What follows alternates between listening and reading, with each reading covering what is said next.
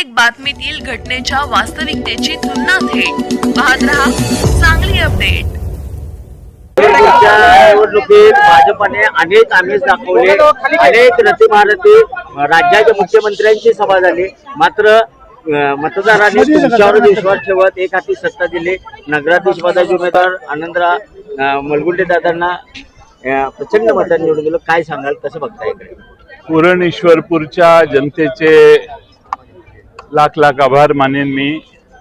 त्यांनी विकासाच्या मुद्द्याला, त्यांनी पुरोगामित्वाला, त्यांनी या उरण ईश्वरपूरच्या जो मागे राहिलेला मागच्या 9 वर्षाचा अधोगतीचा इतिहास आहे, त्या सर्वांच्याकडे बघून आनंदराव मलगुंडेंच्या सारखा एक अजात शत्रू, माझा सहकारी गेले अनेक वर्ष असणारा नेत्याला या शहराचा नगराध्यक्ष म्हणून काम करण्याची त्यांनी संधी दिलेली आहे। या शहराला आम्ही पुन्हा एकदा विकासाच्या रुळावर आणण्याचा पण करूनच ही निवडणूक लढवलेली होती आणि विकासाला हे शहर किती प्रतिसाद देतं हे आज नाही, गेले 40 वर्ष सतत एक अपघात सोडला तर कायम सतत या शहरात दिसलेला आहे।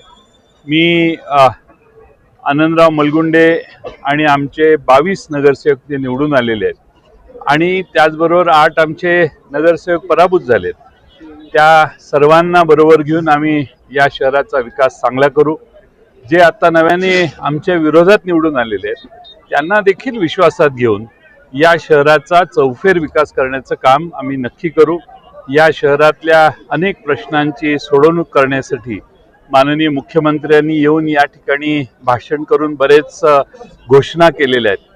त्या सगळ्या घोषणा मला खात्री आहे मुख्यमंत्री पूर्ण करतीलच असा माझा विश्वास आहे।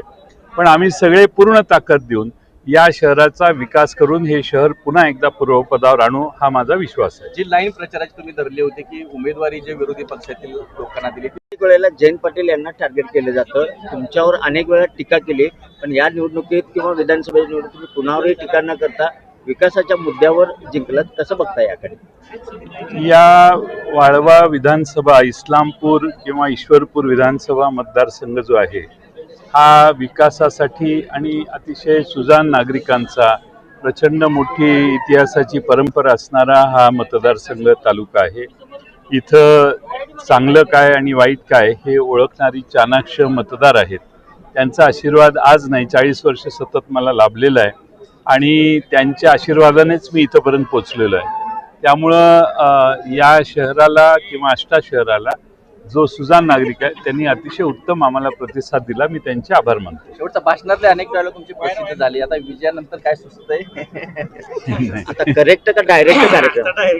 नाही, या विधानसभेत नगरपालिकेच्या दोन्ही निवडणुका आम्ही पूर्ण लक्ष देऊन लढवल्या।